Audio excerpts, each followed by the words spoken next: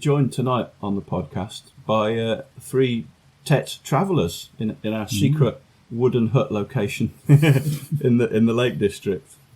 We're almost honoured to have the father of the TET on there. He's gagging already.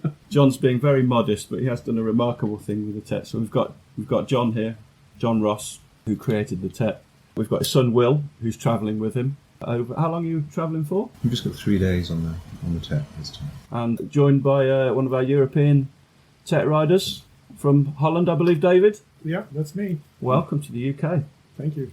So have you had a good couple of days anyway so far? We've had an outstanding time, and we were rather late getting off yesterday, rather later than planned, because Will had his kind of levers due the night before, so we had to kind of hoik him out of bed. Are you still being sick? Bit headachy, bit fragile. Fair enough. Yeah, I think it was standard for well Sunday. earned. Yeah. Saturday. So Dad, being the good dad he was, changed your tyres and sorted your bike out and got it ready and packed. And Well, I lay in bed for 5 hours. we got on the trail we got on the road and we came over the top to Penrith. And the top of the Pennines at this time of year in a summer's evening is just spectacular. I mean, the views looking west to the lakes were just to die for. And it was that lovely, balmy evening with the long shadows and the golden light and views that went on for miles. You're going to got that warm air in your face that just gives you that grin. So we kind of pulled in, had a night in the hostel, super little wayfarers hostel in Penrith. Met up with David and admired his bike and kicked his tyres and talked TET before a good sleep and arousing at 6:30 this morning, getting on the trail. And we've done this big loop through the lakes, and including the old coach road. And again, just awesome trails, fantastic terrain. Saw how many guys? About 4 or 5 bicyclists, and maybe we don't think we got quite into double figures on walkers. We were on our own in this outstanding landscape, and it was ours. And were you riding sections of the TET you've never ridden on before? Yeah, absolutely. I mean, it took us through the north of the lakes, then looping out to the coast, and we viewed both north to the Solway Firth and to Scotland and the hills there. And Will was picking up requests to join the Isle of Man to log into the telephone network there, and we were looking across the Irish Sea to the Isle of Man before ducking east again up into the hills and through some just wonderful stuff. I did notice it was incredible visibility today. You could see right into the lakes from Kendal. It was amazing. It was great. So David, was this a planned trip for you? Did you plan to meet up, or was it just a happy coincidence? Sort of both. I started last Thursday, I think, on the TET, and the first 2 days I'm solo, and I discovered that TET UK is quite technical, and doing that solo, just makes it more dangerous. And I had already asked on the Facebook TET page, is there someone that wants to ride with me? And John said that, if you're still around Sunday, then you can join us. And that's what I did. And you're going to be in a podcast. Oh, that's so unexpected. And the most amazing thing is this secret place. Yeah. If we could only show you the secret place. We can't show you the secret place. We can't even talk about the secret place. First rule of the secret place. Yeah, don't talk about the secret place. I can't believe anybody that's listening to this hasn't actually heard of the TET and know what the TET is, John. But do you want to tell us you must have told people this elevator pitch of what the TET is. It should roll off the tongue, shouldn't it, very easily? But I suppose it's kind of morphing in people's minds and morphing in my mind.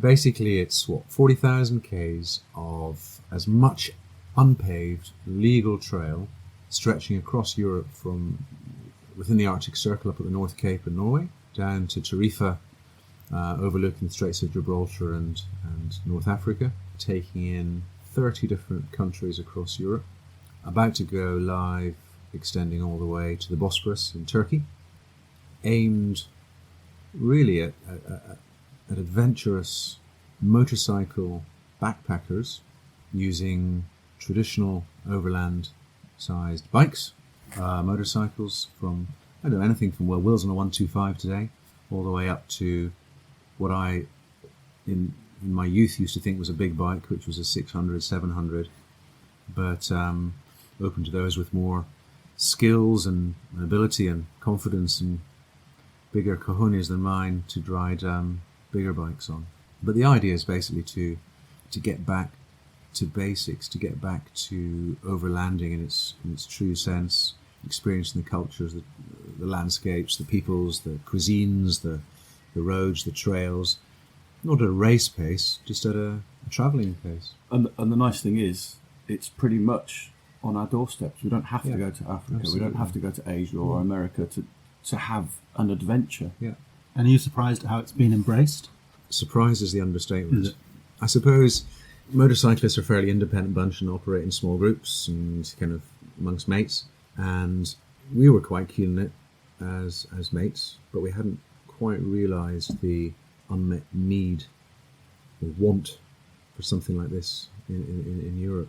That has its pros and has its cons. It's lovely that we're seeing this really strong community spirit developing with people communicating, meeting up, I'd never have imagined meeting up and riding with a guy from Holland, and here we are, we're having a whale of a time. But it just wouldn't have happened, would it? No.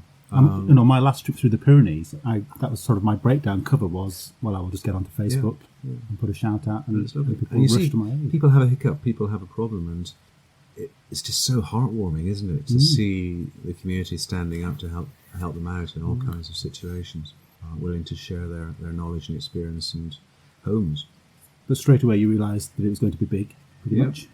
During the development stage of the project, we had a Facebook group, and that I think peaked at about 1,200 members.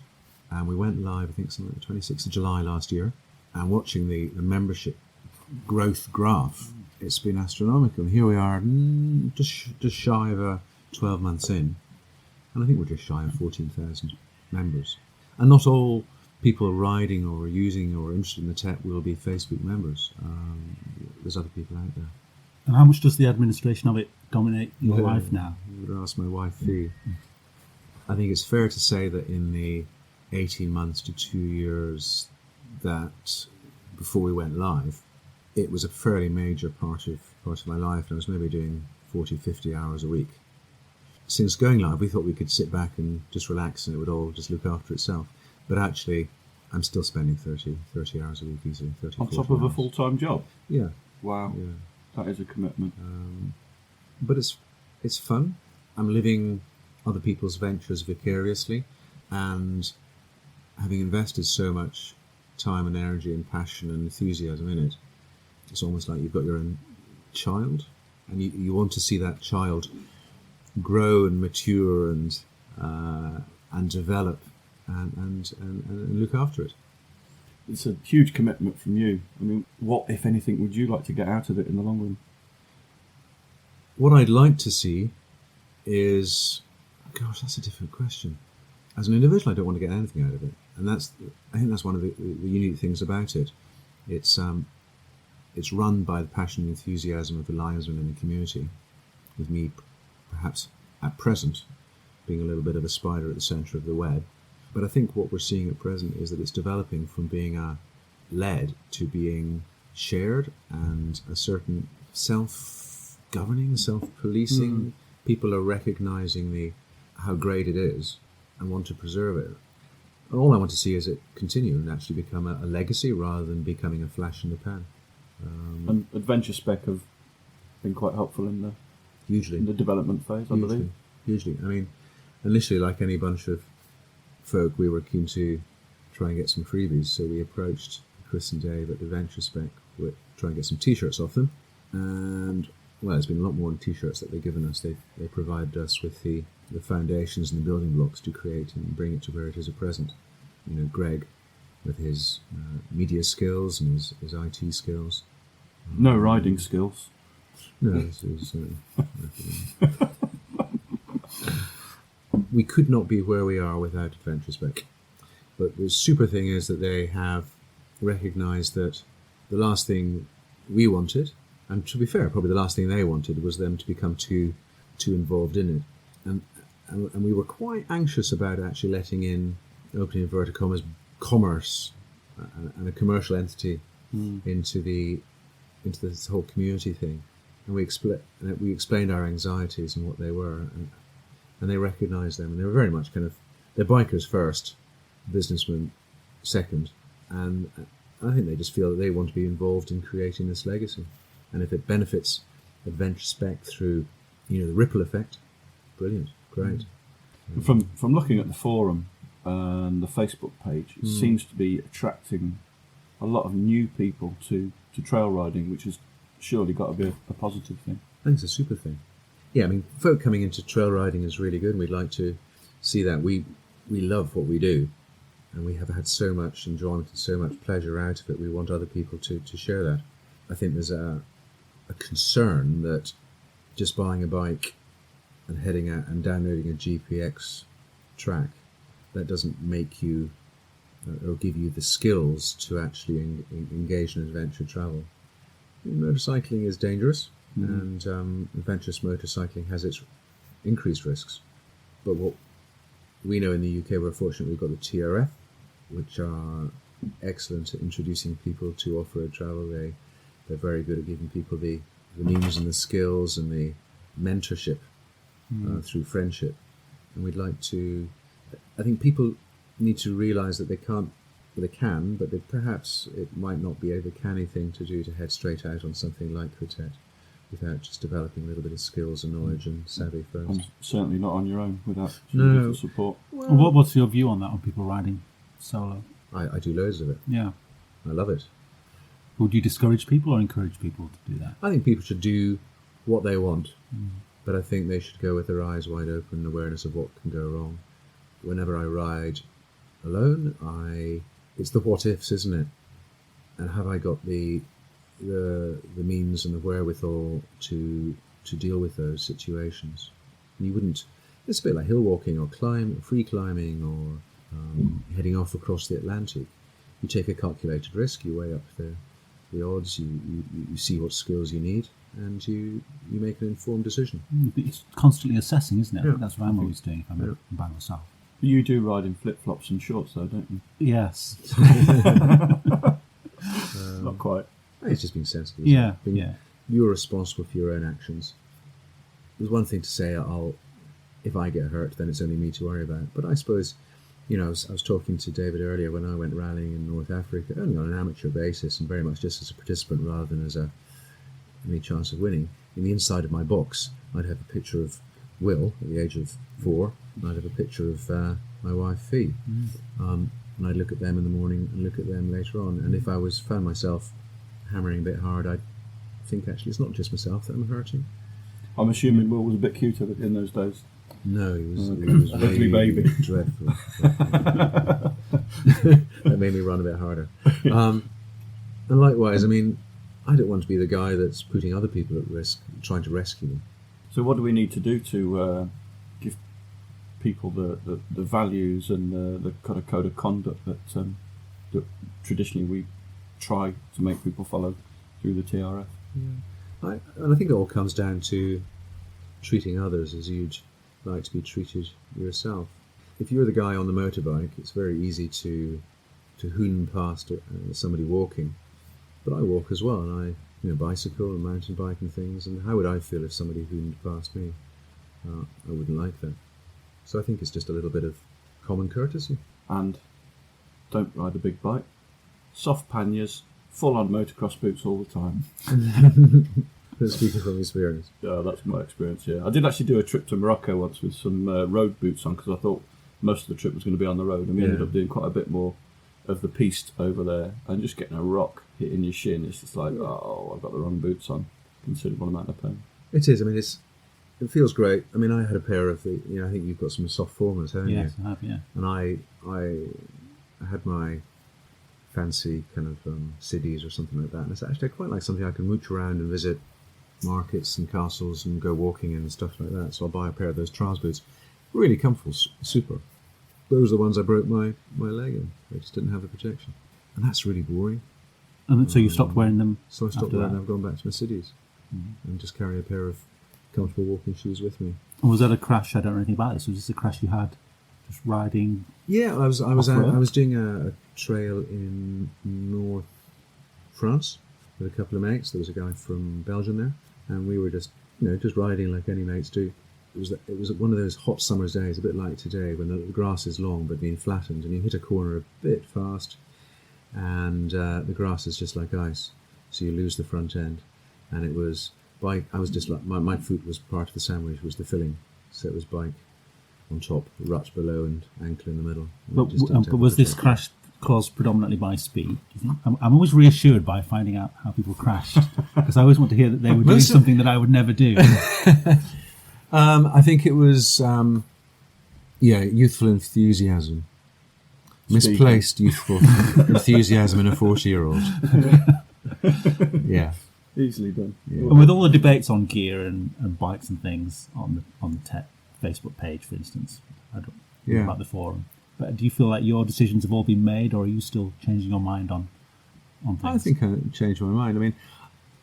I mean, I noticed that you wear this. It's an HJC helmet or something. I don't think it's produced anymore, but it's full face is brilliant, and having that chin bar is super, because I've kind of chin bones in the past. But it does turn us into somebody looking a little bit like a Star Wars warrior, and we know that a human face is so much more easy to relate to. So I like the idea of your helmet, which wear with a removable chin bar that's still homologated. So for those times when you need that extra bit of protection, you've got a chin bar, you've got a visor that comes down to keep the weather off. You can still flip it up. But you can take that chin bar off, and you can flick the visor up, and you're a human being. And I think so. I mean, I'm looking around to see if there's anything on the market. So, but no one seems to make one at the moment, do they? there's very few. There is GV one. make one, There is one, yeah. but it still looks a bit like something out of a Transformers movie. No names mentioned. I think Spada, which I think is a British company actually. Yeah. They used to, but then they stopped. And I think Was it how do you pronounce it? Is it Schubert? Schubert. Yeah, but German. Now, they used to make a fantastic J1 helmet. But it looked a bit like an ice hockey helmet, didn't it? It had Insane, a bar around the expensive front. as well. That was I'm nice. so against those. I have one of those open-faced helmets. Yeah. The first off-road trip I made with a bunch of Belgian guys, they had the helmet open. They were riding big bikes with windshields, and at 5 kilometers an hour, he slipped, and his chin hit the windshield because his helmet was open. It was split open. Wow. 2 weekends ago, I thought I forgot my helmet, but I had a trials helmet with me, and we were doing stuff on the 701. But at the last moment, someone gave me a helmet, a full face helmet, and for the first time in my life, I hit the windshield. I will never do an open helmet. I think it's time and a place. Yeah, it depends on the bike. It's time and time and a place in a bike. I mean, if you are moving at pace or on ground where you think you might end up hitting your chin, fine. But again, it's all about considering the risk and thinking about it and thinking the risk is a risk benefit. I hit my windshield on the Dutch trip that we did, and hit my upper gum on the windshield. And Right how up. much have you spent on your teeth recently? Yes, that's why they're so amazingly gorgeous. Bleach But I got over that by removing the windshield, and I continue to ride with an There open you are. helmet. That's, of course, another option. Yeah. But I think it's quite interesting looking at the forum and on Facebook at the people that are new to off-road riding. These are the type of questions they're asking, and it does seem to be that people's views and bikes and kit is actually evolving Yes. to something that if you've been riding trails for 10 or more years, you've got a setup that you're comfortable with.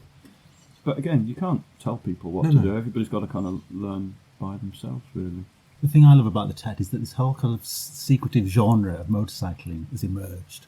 And it's a little bit like trials bikes. Lots of people have trials bikes and you would never know they have a trials bike Yeah.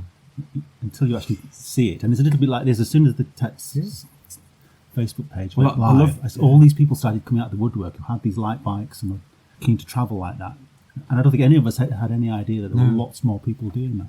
Yeah. No, I think I love the fact that you said it's kind of this secretive thing as well, because I think Well, the thing is on the secretive side of things, we're in this bizarre situation where we love the fact that it's actually successful. We don't actually want it to get too successful that's exactly the point I was thinking. for all kinds of reasons. The biggest thing is we know that off-pavement legal trail riding is under some considerable pressure across Europe, some countries more than others. And one of our biggest concerns, which has been voiced by others on the TET Facebook page, was the anxiety that actually this would lead to overuse of particular routes. And I think that's an And hastening evolution. demand use. Yeah, I think it's an evolution that the TRF has been going through. I don't know. I have no inside information with the TRF, but I think that's an evolution that they've been going through. Is from going to be almost like a secret society where you have to become a member, and you kind of have to be understand the ways of the TRF almost before they will kind of let loose on the few and limited trails we have available now. And I think the issue is, I guess, with the TET is that, I think you said it yourself, the genie's out of the bottle now. Yeah.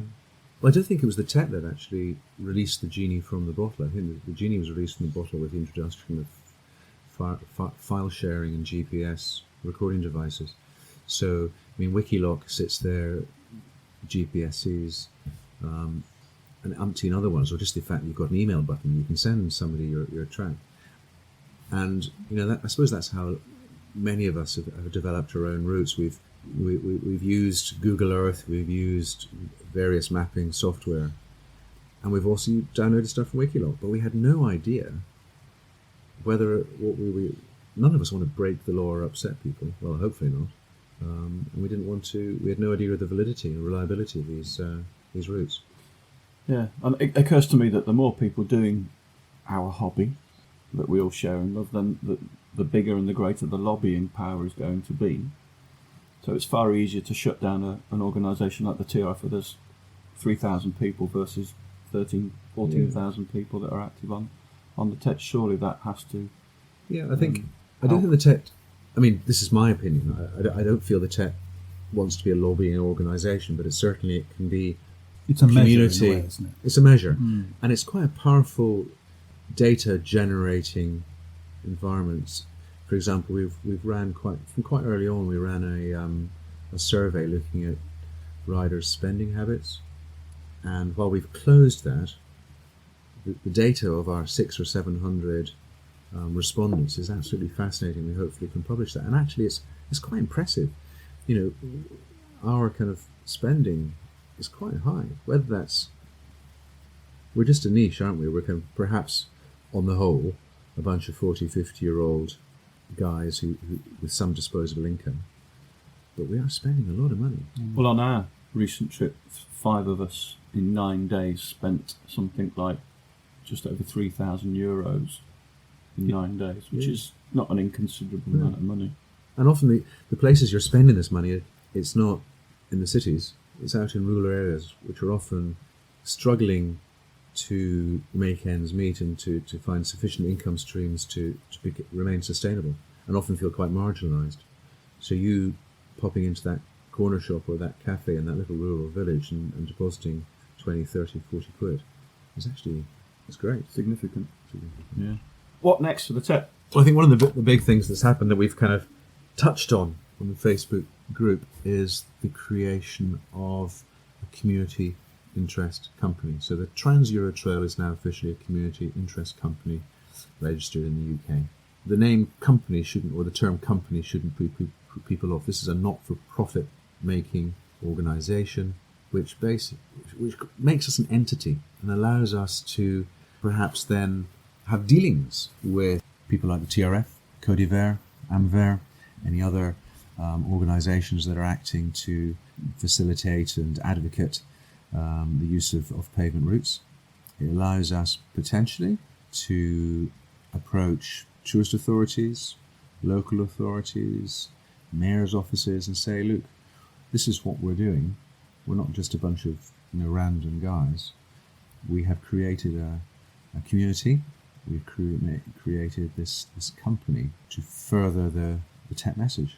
To become a community interest company in the UK, you've got to prove to the UK government regulator, that A, there is a community, which we've done, and B, that what you're doing benefits both that community and ideally the wider community. And we've met those standards. So there's a degree of validation that we've had now from a UK regulatory authority that what we're doing has benefits. So that's the big at present. But Greg is producing some media to explain what we're up to and what that means in a slightly more detailed way.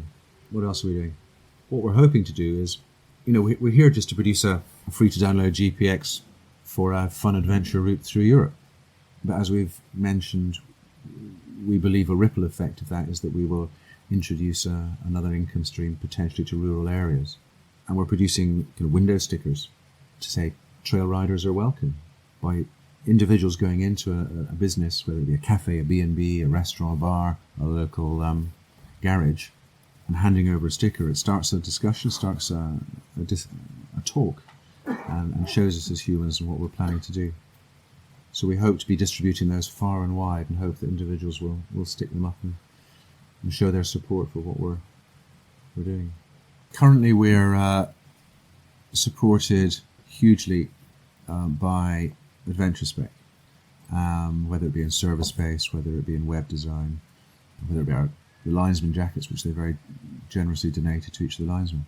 It'd be super if we could reach a point of adolescence and step away from and become freestanding, but that will take money. And the last thing we want to do is monetize the TET, because that is that was our central USP. But we weren't essing. We were that was a kind of central point, really, wasn't it? UP.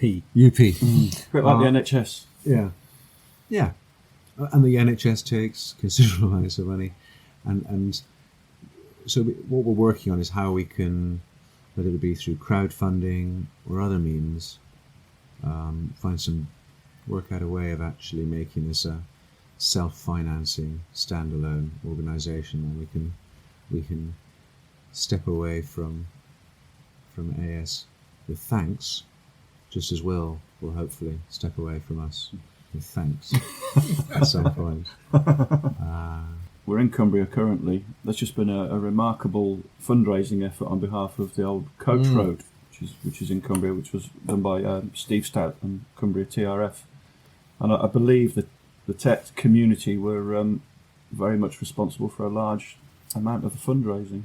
I think that the TRF and the TRF groups around the country certainly were the major contributors to the £10,000 raised.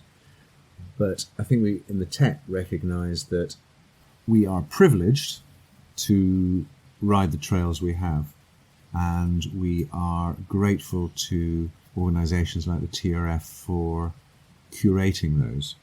Yeah, curating them and looking after them for future generations. What we wanted to do was to really make a statement or give the community an opportunity to make a statement to say how much they valued their access to these trails, and they felt that actually using them was one thing, but actually giving back and to maintain, repair and value them was as important.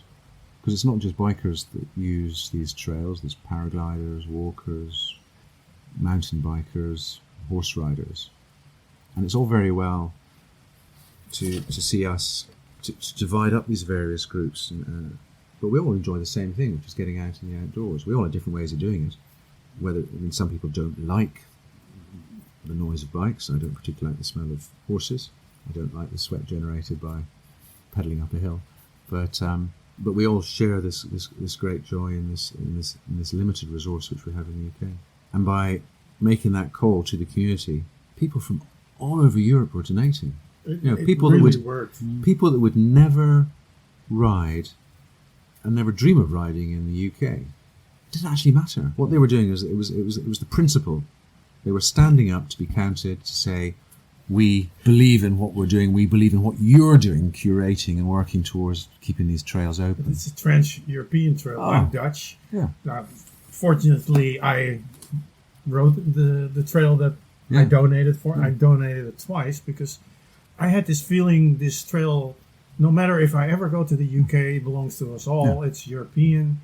So now I can contribute a little bit just to save one little part of that route. Sure. And I'm sure, it just works. And it was just the right time, the right place. Yeah. If it had been a trail in Albania or a trail in Norway or a trail in Portugal, we would have done exactly the same. So this wasn't kind of the Anglophones looking after a British place. And it may be that in the future, and I hope, perhaps if we can generate funds, that we can do exactly the same thing in the future. We can highlight how we can help. And the remarkable thing was it was hovering around the hundreds of pounds level for a number of weeks. Yeah. The message went out on the TET Facebook page, and within 2 or 3 weeks, £10,000. It was really quite I mean, I think remarkable. we helped the momentum be gathered, and we kind of, I think the TET riders played a huge part, but so too did the TRF in actually making some major contributions there. But that was the lovely thing. It was like, it was everybody joining together. Excellent. That's It was probably a good fabulous. point to stop. Have another beer now. We'll let you.